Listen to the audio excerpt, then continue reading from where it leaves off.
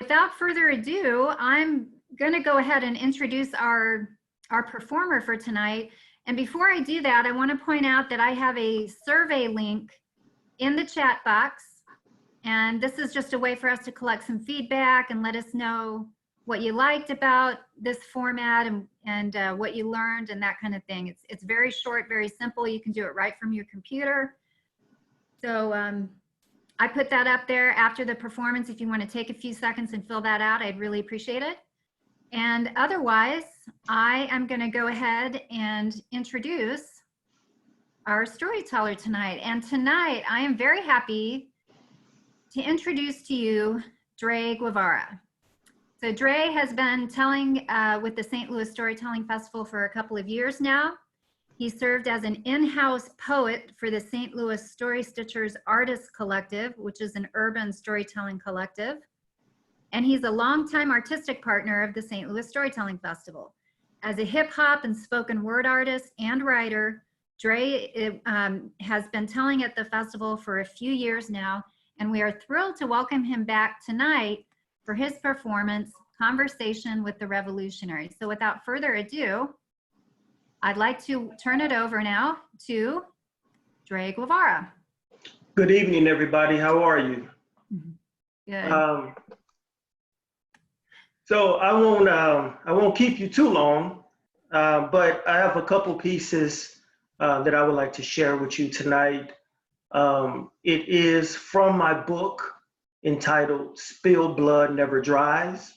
It is available on Amazon. So if you have a minute, feel free to travel to Amazon after this and look that up.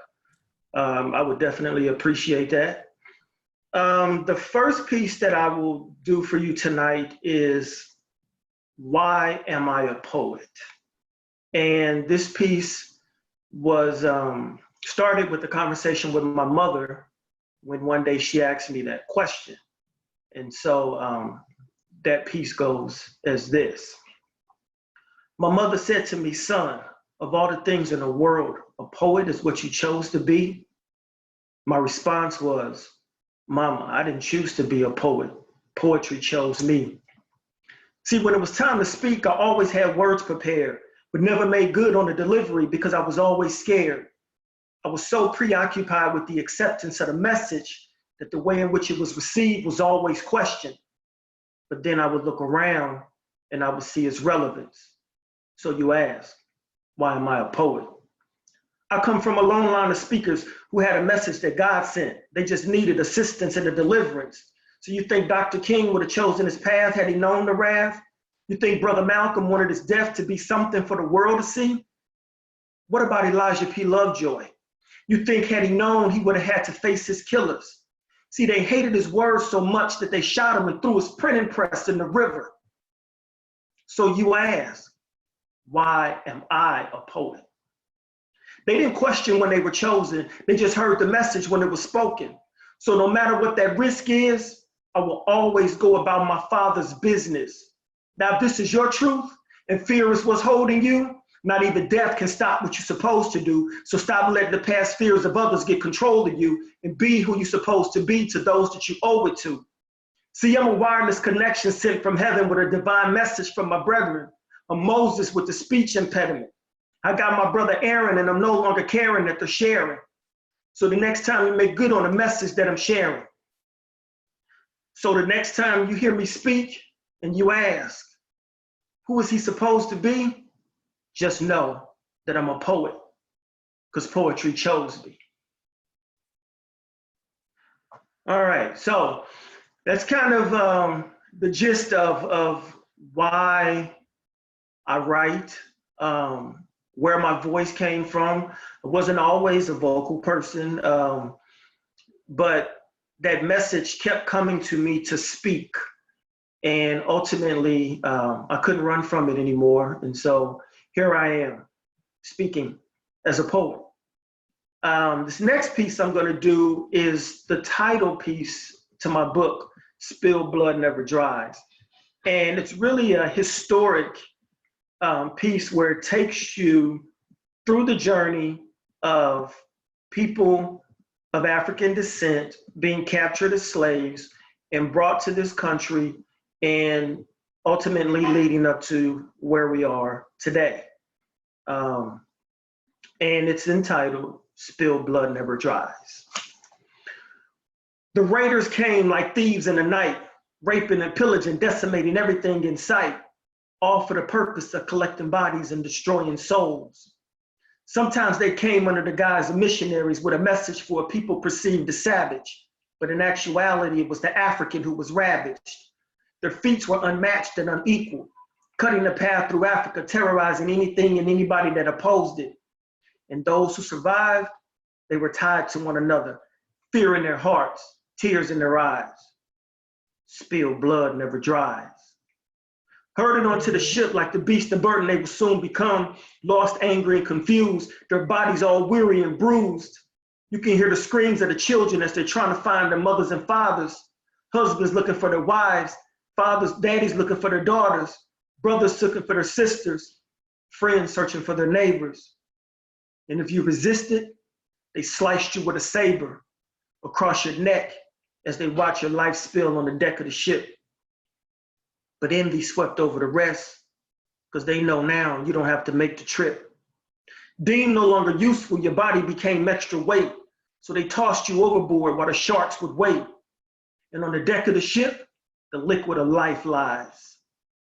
Spilled blood never dries. The captain would shout, "Get this Yoruba blood off my ship. We need this vessel clean before we arrive in the port." Immediately, those men began mopping like it was a sport. Back and forth, wringing the mops out starboard side as the ship danced on top of the tide. Most, however, fell through the cracks and anointed the remaining Africans below, dripping into their matted hair. So whenever they would sweat, the blood would run down their cheeks, mimicking the tears they shed as they watched their native country slowly disappear, consumed by the ocean they would ride for months. Not knowing where they were going or why, the women moaned, longing for the comfort of their village. The children confused, eyes darting back and forth, trying to read the expression on the face of the adults. And the men, seething with anger, chained, unable to protect the others, slowly dying inside, watching as their mothers, wives, and daughters were systematically raped and brutalized. He savagely jerks at the chains around his wrists and his ankles, digging the rusted metal into his flesh. He gazes at the wound, at the blood oozing from the wound, flowing over the knots in the wood, pooling in the corner, mixing with the salty seawater seeping into the hull. Spilled blood never dries. Aggressively forced off the boat onto the dock, parading before the probing eyes of strangers, nursing wounds received on their journey, reluctantly dragging the leg that's infected with disease. Boom! You watch as your brother is shot dead in the street. This essence of life collects in a puddle, creating lumps of red clay as it mixes with the dirt, still trying to cling to life, still trying to live. They left him out there as a reminder to the rest, a message. Now you understand compliance is key. Cooperation equals survival. So now you learn to obey. Soon you're chosen. Chosen for hours, either days at a time, collecting, building, digging. The sun is beating down your spine. Still, there are those who grow tired and resist. Those brave souls are beaten and lynched, again as a sign. Little boys start screaming, "When I get bigger, they won't call me nigga." My mother's crying, trying to control his hate. Don't want this to be her son's fate. So she does the work of the overseer. She beat her son so he won't leave her as a form of protection. But the little man in him slowly dies. See? Spilled blood never dries. They say things change, but the white man still want us in chains. So they burn our independence. And what do? Rosewood, Tulsa, East St. Louis, just to name a few. Black gold spilled in the city streets. Once again, we're fighting for our survival. The color of our skin has now become our rival. The 60s gave us equal rights. Integration gave us equal fights. Now one and our enemy are all in the same. It ain't them that's putting their death in our veins. See, they taught us to put those bullets in our brains. We now mimic what we're taught. Hate ourselves, hate our brothers. Then came Ferguson, Oakland, Baton Rouge. Compliance lives, defiance dies. You see, spilled blood never dries. So that one was actually featured in a documentary called Never Been a Time, which was released, if I remember correctly, in 2017. It was created by a professor at WashU by the name of Denise Ward Brown. And I was featured in that documentary, which was something very special and dear to me. So that's another part of my journey as a revolutionary, is to ensure that the things that I write and perform ultimately become something that future generations can look at and remember. A lot of these things that I write about and discuss aren't necessarily meant more as a historical marker, but to ensure that we don't forget what happened, not necessarily as a constant reminder, but to know that this did happen. As we all know, sometimes history can repeat itself. And so once we are aware of a situation, it helps us to be able to see that situation coming again and be able to deal with it accordingly. So that's Still Blood Never Dries. My next piece is a piece I did called Black Thought. And this actually came from an idea with a coworker. We were bouncing ideas around about what we could do. And he's a interpretive dancer. And together we sat down and we kind of came up with this. And there is a video floating around of him doing an interpretive dance to this piece. And it's called Black Thought. So I hope you have an opportunity to find some of these things floating around the internet, and can plug into them and enjoy them as much as I enjoyed creating some of these pieces. Okay, so Black Thoughts. I lost my train of thought there for a second. I apologize. And I'll get it together here in a second. Let me find it as a marker for myself. You're more than welcome to ask me questions after the fact. I'm a pretty open book. I like dialogue. It helps me to learn things as well about what's going on in the world. I don't know everything, so I like to learn. Definitely like that. Dre, I have a question. Sure, go ahead. What's the name of the documentary you said you were in? The name of the documentary is called Never Been a Time, and it was based on the 1917 riots of East St. Louis. That whole story, and so this piece kind of fell into that realm. She liked the piece, and so we actually decided to put it into the documentary. So that was it. Spilled Blood, sorry. Black Thoughts. We supplied the labor that built the South. That's a fact.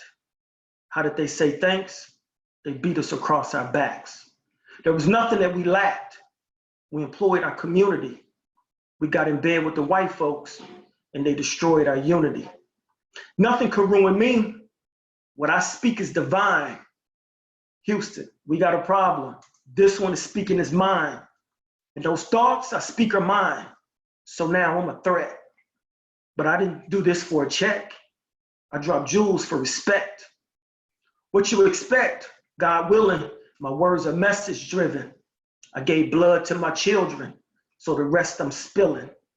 In these churches, they quickly filling, singing about God and the sparrow. But what about these youngsters on the block that's holding God in the barrel? And Hispanics sided with Pharaoh, so I gotta mimic their voice. See, they volunteered to come. My people didn't get a choice. And Jorge, they didn't hoist up in that popular tree. Willie Lynch for being Black. It's not proper to me. It's Black thoughts. So a little bit of a background. I was born and raised in East St. Louis. Ultimately, my mother wanted a little bit of better life for her children, and so we moved to Ferguson. And it was there that I spent the other half, I would say, of my adolescent, teenage, and adult life. And I know we're all kind of aware of the Mike Brown situation that happened in 2014. What I like to tell people in regards to that wasn't a matter of if that was going to happen. It was a matter of when that was going to happen. I was one of those teenagers, early on that experienced the racism and harassment from the Ferguson Police Department on a consistent basis. We lived in Ferguson when there weren't many Black families yet. So I watched the transition of that neighborhood turning over into what it has become. And when that verdict took place, I felt compelled as a poet and as a hip hop artist to write something. And I did, and it's called Ground Zero. And I'll share that one with you as well. When the grand jury verdict came, it was no surprise. It was categorized as justifiable homicide. See, we all died inside. And then you ask why we ride? This was for the Mike Brown since 1865. The city won't sleep. They screaming now they want peace. But if this was white folks, it'd be dead babies in the street. They know the truth. They always the first to shoot. But now they scared of their chickens coming home to roost. I spit a protest poem in an open form. I'm like an octopus coming through with all these arms. They fear the words that come from my mama's baby son. But ain't no fun when that rabbit racked a shotgun. See, the word got around that we was about to burn it down. Governor Nixon sent in the troops to come and shut us down. But we gonna stand our ground because we tied to that concrete. The only time I ran was when they shot the gun at the track meet. We still victimized. They spreading vicious lies. What do you do when the county prosecutor lies? See, you ignored our pleas and you mocked our cries, and then you bleached our history and you blacked our eyes. You subtract our lives. You taught us self-hate. Now we staring at each other screaming checkmate. You tried to master hate, so we masturbate. The whole time falling victim to the masturbate. This ain't physics. I know some of you can relate. No matter what it is, no matter how much cash it takes, shopping your soul and you don't even know the price. Go ask Adrian Peterson. Sit down with Ray Rice. You in the wrong skin. Pittsburgh, Big Ben. That white privilege, that's the only difference. The security was false. It was counterfeited. I ain't a Kennedy. This ain't Chappaquiddick. This is the Ground Zero. And from Ground Zero, I have to share, again, I grew up in that neighborhood. And when that happened, Mike Brown died on August 9th. 2 days prior to that, I lost my oldest son. He passed away from heart disease, and he was 24 years old. And it was really tough because, of course, that was my firstborn, namesake. But my city was on fire. And I was pulled in so many different directions because not only did I lose my son, my city's on fire, but I had other children who didn't quite understand anything about what was going on, meaning the loss of their brother or the fact that there were places we couldn't go. We had to go around to go see grandma because my mother still lives in Ferguson. My son's funeral had to be rerouted because we couldn't go the normal route because the city was on fire. And I struggled with that. I still do. I never really got a chance to mourn the loss of my son because there were so many other things going on. But I wanted to share with you a piece that I did called The Other Side of Life. And it deals with a little bit of life as we all know it. Tell me this, how do you cope when life rips your heart? When you lose your dad, brother, and son 1 year apart in that exact order? Next month, you had a daughter, yet you still struggle with an anxiety disorder. Therapy, did it work? It's hard to tell them when it hurts because your family structure made you an introvert. The family curse is still screaming family first. So the holidays always made dinner worse. So it's bottles up. Drown what's been bottled up. Won't discuss, it'll fade. See, that's a lot of us. We need a place to vent. It seems that it's not enough. Transparency is how you redesign the trust. See, I never cried like the day my father died, and it wasn't for the pain that I felt inside. It's the fact that neither of us really tried to reconcile because we was both full of pride. Now he can't explain why I waited and he never came. I couldn't ask why he was here. I was too ashamed. Thought it was my fault, but his love is what I saw. Thinking back to all that precious time that we lost. See, I try to raise mine, phone calls, FaceTime. I can't waste time hugging on some waistline. Big titties fine, I just want a pretty mind. They say love is blind, but now you know she really lying. It has one eye, you wonder why she won't try. My last breakup made me a little love shy. Thinking of life together, wishing things got better. Same breath you regret the day you first met her. It left a bad taste. Now she got a sad face, but it's complicated. Plus she in a bad space. Thinking back on how I gave up in my last race. Then I wake up and I'm laying in my dad's place. Divorce changed me. My kids kind of angry. They live with mom, so ultimately they blame me. Trying to figure out, for me, it's been a while. How my outer man lost touch with my inner child. See, I can't even smile because my feelings even in denial. Plus the question in my heart is my own trial. How do you right or wrong when you was right all along? But for the sake of peace, you just ride right along. And you know, that piece was just kind of a glimpse into my life, as some of you may know it and may not. But that's just kind of a little bit of a glimpse into my life and dealing with the loss of my son, my father, and ultimately my brother, and they all died within a year of each other. And it was really hard to process. And then to watch my mother have to watch me bury a son as well was really difficult. So, but that was that piece. And I have another piece that I'd, of course, like to share if I may. I wrote a letter to my youngest son. And it's a piece that, again, is one of those that I had to open up myself and learn some things and share some things and deal with some things that I didn't necessarily want to deal with on my own. But watching him grow up, I felt it was something that I had to do. And I think I've lost my place here. Please bear with me.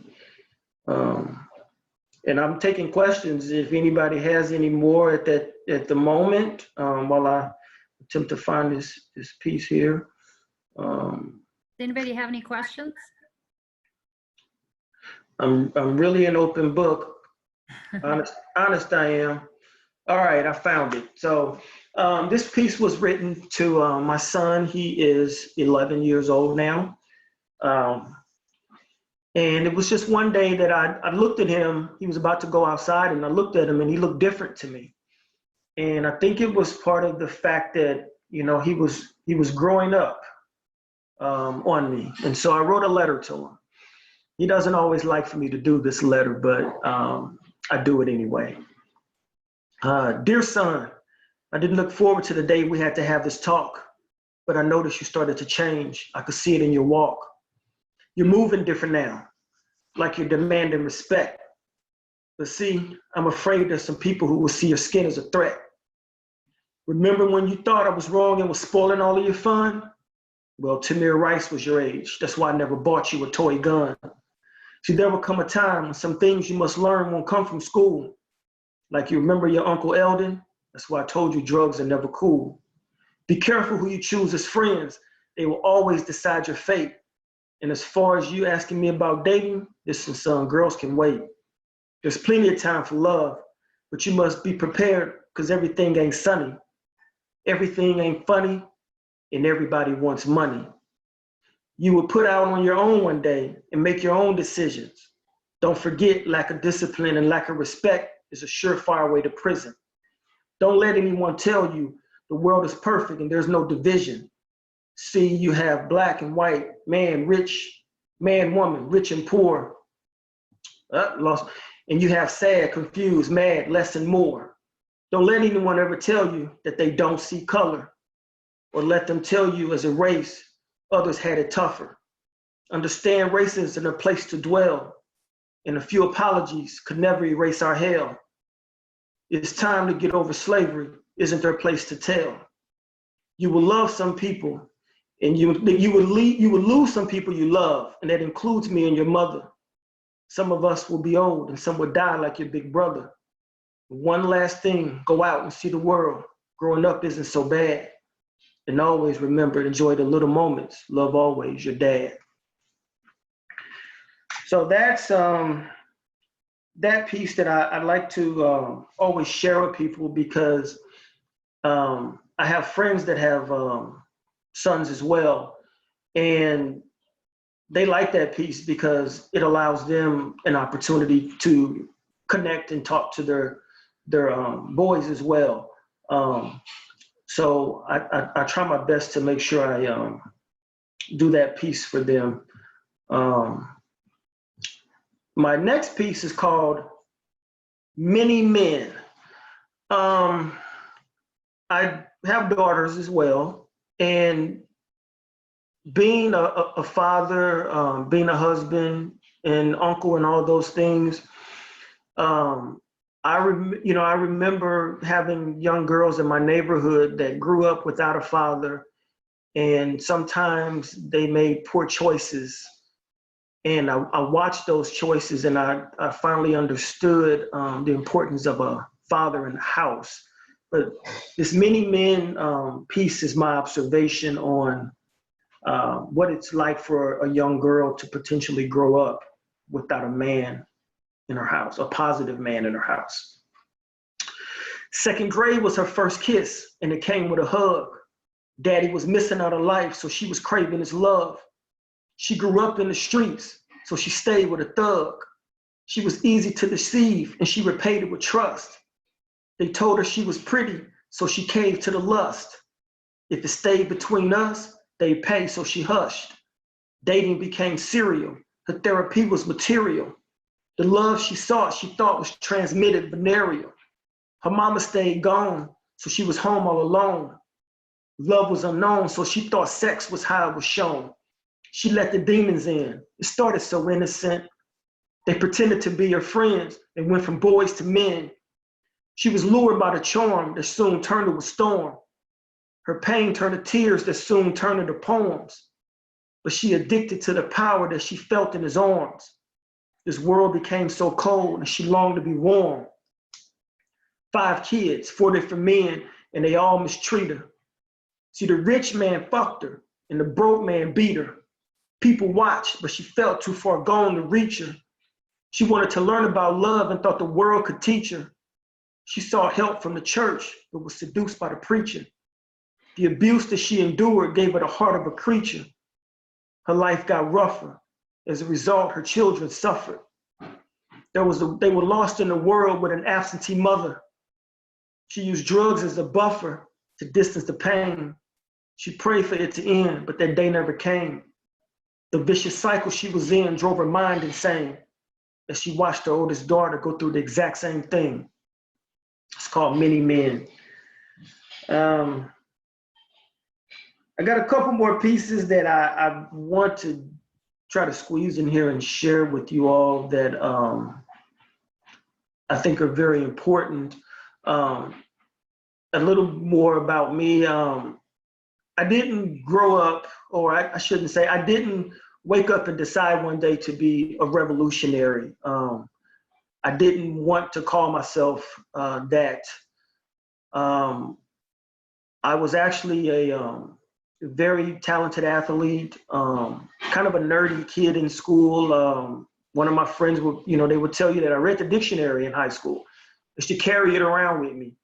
But I was always able to take stories and emotions and feelings and put them into something that people could understand. And I secretly wrote and rarely shared anything with anybody.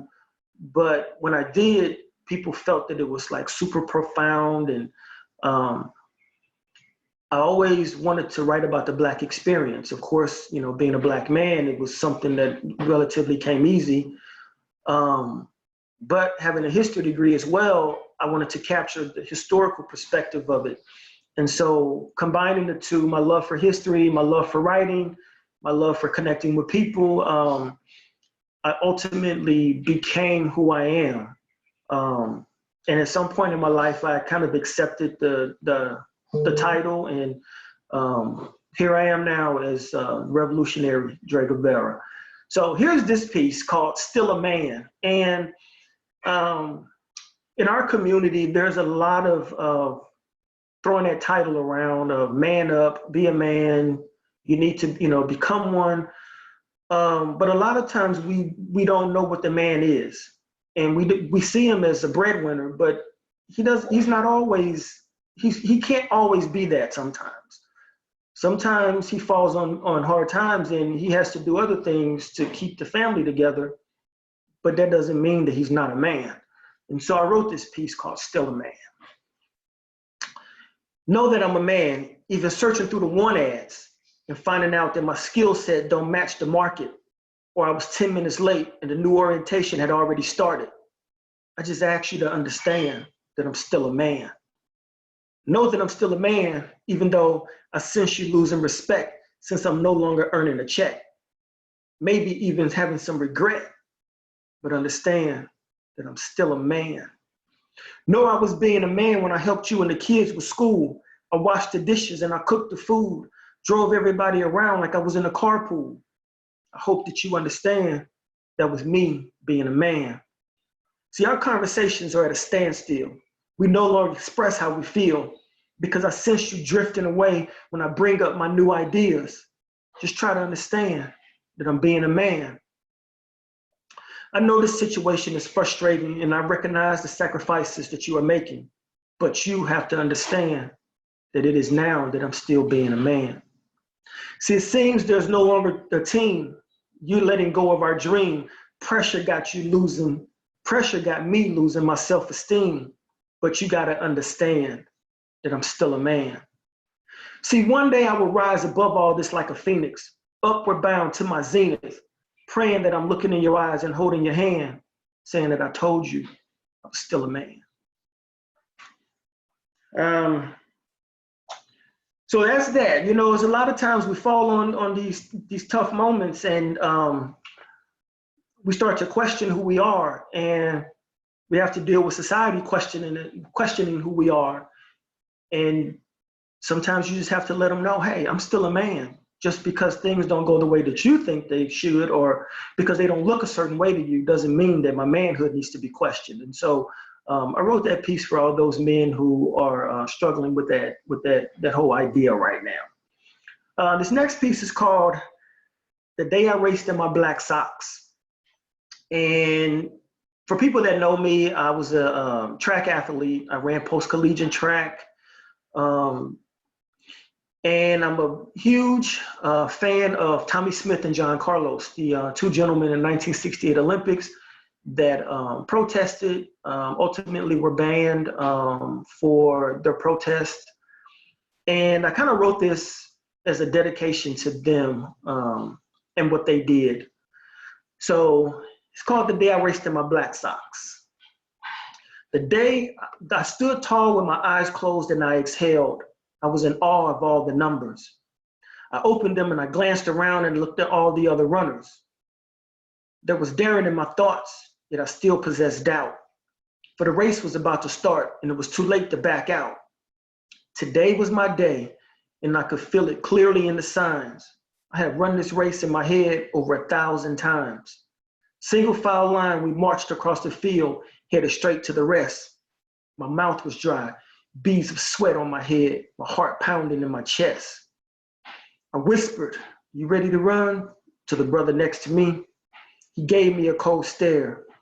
I took it to mean we surely wouldn't see. We were given the instructions and told to take our place. I moved over to the left so I could have a little space. The official rose above us all in the decree for which we lack. The signal to start the event broke the air like a thunderclap. The constriction of my muscles propelled me off the line. A sideways glance helped me realize I left the others far behind. My focus was to get to the end so I could bask in all the glory. My thoughts shifted to all the other runners that had ran before me. The mud caked up on my feet made my legs heavy. But at night, when my brother and I ran the hill, they made my legs ready. I hit the tree line hard. This was the first phase of the race. My breathing was out of control as small branches slapped me in the face. I saw the others in the back and I knew that they would come. All I could hear was my father in the trees screaming, "Run, Dre, run." This race wasn't for the recreation. This was for my life, my family, and occupation. I hoped to change my situation and become a symbol to my nation. My arms grew tired, but I had 3 more phases left. I saw a man camouflaged in the trees and on his face was death. I thrust my arms forward, pumping them with the fury. I was alone on this journey and no one was standing near me. Pressure forced me to continue despite the burning in my lungs.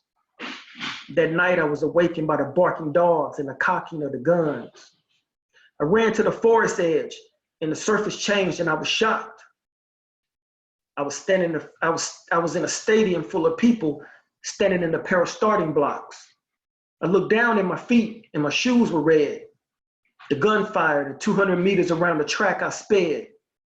Some people cheered, some yelled, wishing I had failed, since there was others who felt worse and wished me to hell. On the podium, I'm still running, while they're playing that song of disgrace. For 20 seconds, I was free, but not back in the United States. I was in the streets of Fresno, Oakland, that was my life. I never stopped running, because I knew there was a price. I always had to be prepared, because I knew they'd never stop coming.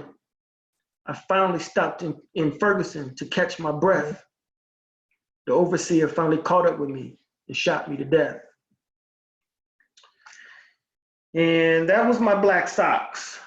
I'm looking here and I guess I'm getting kind of close to the end. I have one more piece if I could possibly squeeze it in. And it is called Black Gold. Some people like to think of black gold as the oil that we need to propel us around the country and all these other places that we go. But I like to think of the black gold as black blood. And so I wrote this piece, it's called Black Gold, and it's just kind of a thought into us. They can't escape poverty. Recession increased the murder rate. So many homicides, police running out of yellow tape. Is this their fate? They can't even play no more and enjoy the sun. The little man got a gun. Playing outside is no longer fun. He was too young. All the killing got me black-hearted. It was a memorial at his desk. He died the morning school started. Pretend it's all good. I'm a realist, but I wish I could. So many limousines on the block, you swore you was in Hollywood. This is where he stood, teddy bears around a light pole. The mood was ice cold. His friends reflected on how his life was stolen. On the right road till he came to the fork and paused. Didn't understand, they wish he had died for a cause. But all ain't lost. You find a lesson in the stressing. With crested information, speculation, and the guessing. But I got one more question. Since they can't get him at the gun show, will you still back and let this young black blood flow? See, we all waiting, standing on the wall. We all being patient as they address the nation with a carefully tailored public statement. It's a national operation. The city walls are caving. Civil liberties being taken. It's a military invasion. Weapons they confiscating under the guise of public safety. Hated since I was a baby. I'm just a byproduct of slavery. These people are crazy, sending their troops to tame the youth. If you really want the truth, it's America's guns they shoot. So I push mute, because every channel was propaganda. Too much for us to handle, not teaching us proper manners. They're dressing up in bandanas and extending an invitation. No new job creation. Crime is economic simulation. The mighty dollar we all chasing till we get the final payoff. All ain't affected by the recession. Smith & Wesson ain't laying off. We so lost. Black leadership, like what you want me to do. As usual, it's all talk and no action. It's what we used to. Black gold. So that concludes my session. I'm sorry it got dark in here. I meant to get up and turn the light on, but unfortunately I didn't want to move from the TV screen, from the screen. So you get to kind of see this little silhouette of me. But I appreciate everybody taking time out of their Thursday evening. I'm sure you could be somewhere else doing something else and be someplace other than here with me. So I do appreciate that. As always, Lisa, I thank you. And always, if you ever need me for anything, you know how to get in contact with me. I thank you all. I hope you all took something from this tonight. Again, Spilled Blood Never Dries is on Amazon if you need some additional reading during this quarantine. It's there for you.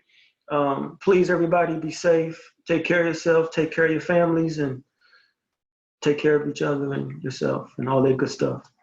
Thank you. Have a great night. Thank you, Dre. It was such a great honor to be able to get to know you a little bit better through your works. Thank you. I put the title of the book up there. Okay. Chat room if anybody wants to check it out. And I do have the survey link there if you all want to take a few seconds and fill that out. And thank you so much, Dre. I really appreciate it. This was no wonderful. problem. Have a good night, everybody. Be safe. All right, you too. Bye-bye.